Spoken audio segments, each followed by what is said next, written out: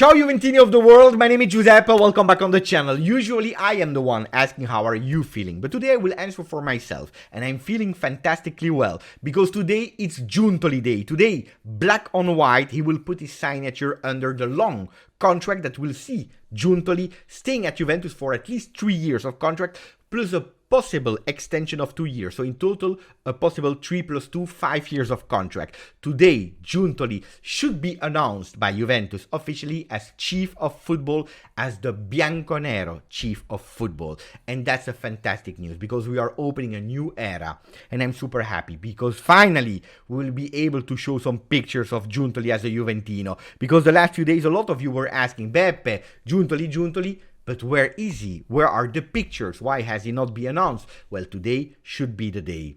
The first day where Juventus will finally leak some pictures. Because I tell you, I went and I had the luck to enter La Continassa. You know that gate that goes automatically open when the cars of the player are going to start the training session? Well, behind that door, I had the luck to enter, and I can tell you, if Juventus doesn't want to leak any information or picture, I can tell you they don't do it, because it's a real fortress. So today, the fortress will be open, and they will show Juntoli as a Juventino. I'm also happy because today, a really nice double-page interview was done from Tuttosport to Zio Raffaello, the uncle of Cristiano, and he was explaining about him not starting to be a Juventino today, but actually the origin of his Juventinità, of his faith and love for Juve, how it all started. And already they were speaking about him identifying the kid as a possible future sporting director and also all the skills he has. So if you want to know more about Juntoli, remain on the channel because it's a nice one. Then on top of that, I'm super happy because in the last few days where the channel, unfortunately, for a mysterious reason, has been demonetized, and you know the problem when your channel is not in the YouTube partner program, your channel is not pushed, is not put on the first research bulk when you are looking for the channel and so on. So it was a real problem. It was a real problem that put me a bit in depression. I tell you the truth, I was really devastated, but I really wanted to thank you because since Monday, a lot of you have sent me so many beautiful messages, and most of all, you showed support for the channel, continuing to watch the videos and also to put a maximum of likes. So if you want to, me supporting to continue to do great work, and I promise you that I will try to do even better for season 23-24, continue to put a maximum of like. That's the only thing I'm asking. Maybe I would even add, if you want to share the channel with your Juventini friends. Every time that there is a video, send it to your friends. Say, hey, ragazzi, there is a new video about Juve. Go and watch it, because that would be a fantastic support to the channel. Now we start speaking about Juntoli and that new era, that beautiful double-page interview, because on the front page of Tuttosport is written Juntoli e Juve, è nato tutto qui. Juntoli and Juventus, everything was born here. Where? Well, it's the Zio Raffaele that is explaining it. If you go to the family tree, the grandfather of Cristiano Giuntoli was not a Juventus supporter, Fiorentina supporter, and then you have the father and Zio Raffaello, the one that is speaking.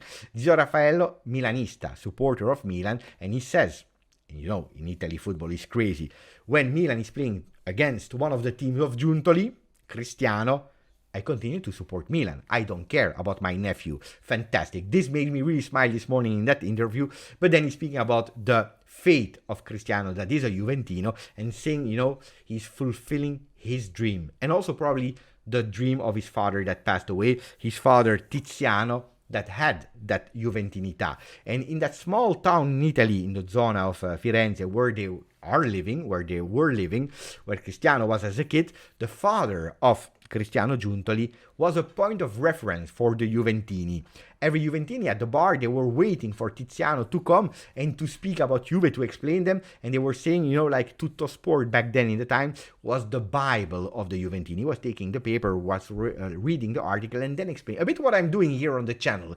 This was the father of Cristiano Giuntoli. So imagine how much Cristiano Giuntoli was influenced by his father. And that's beautiful. And I'm sure that a lot of you that are watching the channel has been influenced to become a Juventino thanks to Papa, thanks to your father. So beautiful words here. Then he spoke about the passion of probably becoming a manager, where he started learning the job of being a manager. And he said here, because when he was a kid, we were in the family already owner of small clubs. One, a cycling club, and because that's another passion of Cristiano Giuntoli, even if these days he's working really hard and we will come back on his work ethic, I'm sure he says that he's freeing up some minutes to watch a bit the Tour de France.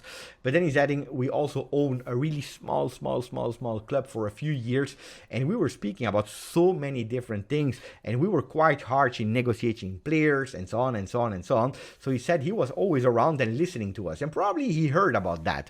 Not only that, when Cristiano started to be a player, the father and the uncle, they both Il Cartellino. They started to be the managers of Cristiano Giuntoli to address his career, and they were quite heavy in managing his career. And he said, you know, that's probably where he learned the tools of becoming a manager. Of course, it's in Italy. Everything has a bit more romance. It's a romantic story, probably a bit exaggerated, but a beautiful one.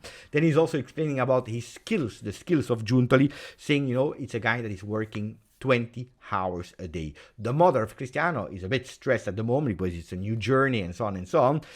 And she's calling him. He's never answering because he's always on the phone. He's only answering towards 2-3 a.m. in the morning where he's already at work. The guy is working seriously 20 hours a day. And this, again, maybe it's a bit exaggerated, but that shows how much the work ethic of Cristiano is important. And if he was doing that in the ex-team where he was, Carpi, Napoli, can you imagine now that he's fulfilling his dream, working for the team that he always loved and supported since a kid? Now that the work at Juve, let's not lie, let's not hide it, is immense because he is responsible for the rebirth of Juventus. So it will be a total crazy journey. He continued to say that one of his skills is that he knows every single player.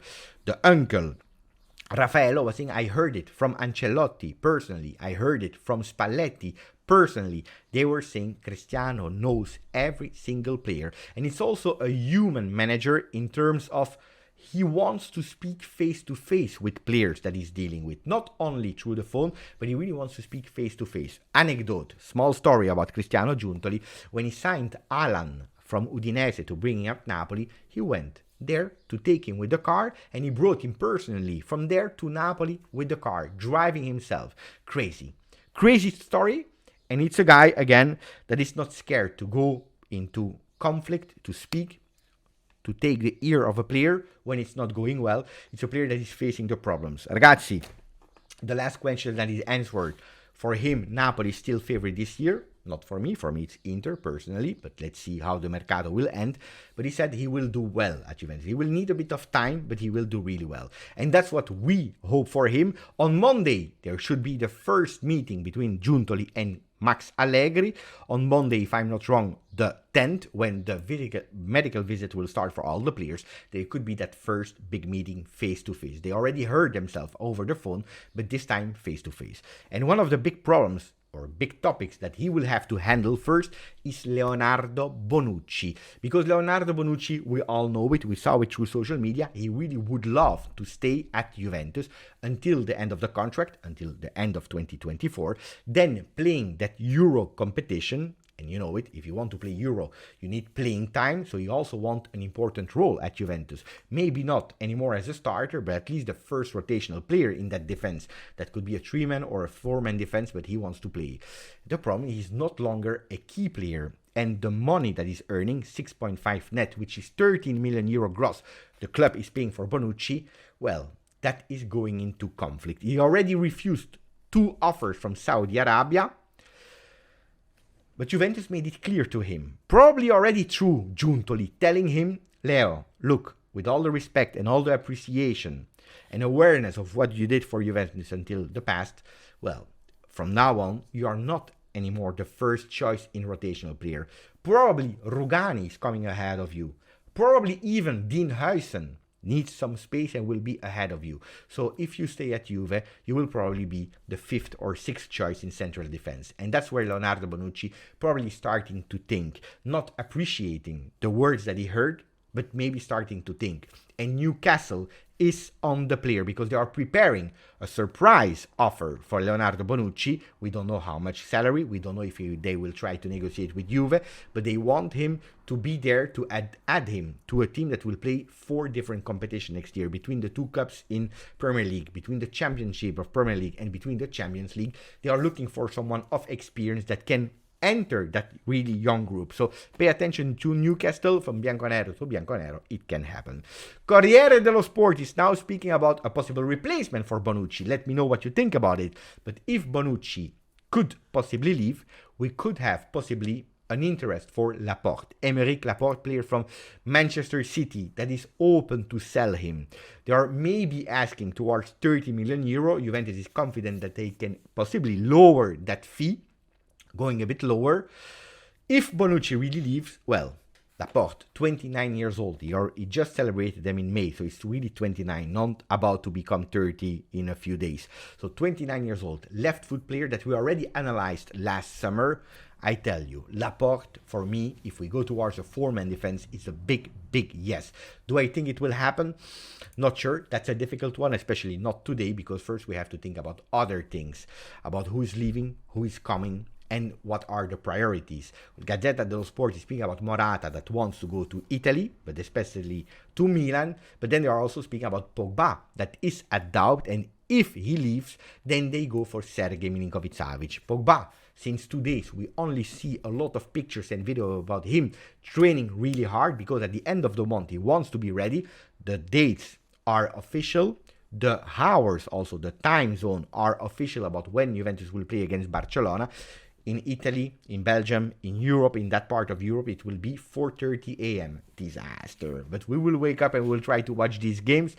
I will be in Roma that day, because I will spend 5 days of holiday. Not a long holiday, really short holiday, but I will be in Roma. Maybe watching the new shirts of Roma that is simply fantastic. What a beautiful shirt. We have to be honest, it is a beautiful shirt. And then we speak, of course, about Sergej Milinkovic-Savic, because if we want to see him with the new shirt of Juventus, the home shirt, well, we will have to wait. According to Gazzetta dello Sport, they are saying if Pogba leaves, there is the possibility of Sergej Milinkovic-Savic to arrive at Juve. And then you have other sources that are saying Sergej could be, in addition to Pogba, in addition to Rabiot, already securing him now. We already spoke about Sergej yesterday. If you want more details, go back to that. But they are continuing, and I tell you, also like Tuttosport is saying, they are putting all the pieces of the puzzle together, because all the media are speaking about him. Sarri spoke about him. They are extending Luis Alberto. They want Pellegrini. So all the ways are leading to that. Other news about Mercato, Zakaria going closer and closer to West Ham. There is a possibility to go to 80 million euro for Juve plus 3 of bonus if we loan out the player with an option to buy if they reach, or an obligation to buy if they reach some target, like maybe participating to a European competition. Is it a great news? Yes and no, because again, loaning, you know what happened with Tottenham at the end. You remember Tottenham that had an obligation to buy for Kulusevski if they qualify to Champions League. At the end, they didn't qualify. You know that everything can happen. So it's a risky one. Let's see what will be the terms. I know that in the beginning they offered 15 million euros, so now it increased to 18 plus possible 3 million of bonus. It is good if it happens. If it doesn't happen, it will be a total disaster. Anyway, except of Zakaria, we have to speak also about other players. Well, we know it. Vlahovic is on the selling list. Apparently yesterday, the green light also arrived from Max Allegri, telling if there is really an offer, if he wants to leave. Well, I'm not saying no, I'm not against it, but we are already working on a possible substitute. And the names are Højlund, that I don't believe that can really succeed at Juve, but that's another story. And then another name that is pushed by all the media is the one of Jonathan David. I don't know if I will put him on the front page or not, but Jonathan David is a player that is really on the top list of Juventus. Then you will tell me, Beppe, we already opened talks with Lille for Weah. So on that one, it's already better because you already have some affinities. You already show that you were able to take Weah. And great. But that's it. Because the price is absolutely not the same. If for Weah we have spent 12 million euro, well, for the other one, for Jonathan David, Canadian player, well, we should spend around 60 million euro, which is huge, huge, huge. But Juventus is taking into consideration that if they are able to sell Dusan Vlahovic for a high price tag between 70 and 80, well, replacing him with Jonathan David, they spent more or less the same money that they invested for Vlahovic, but they are saving so many money in terms of the salary, because we know it, Dusan Vlahovic is earning 7 million net, which is actually 40 million gross.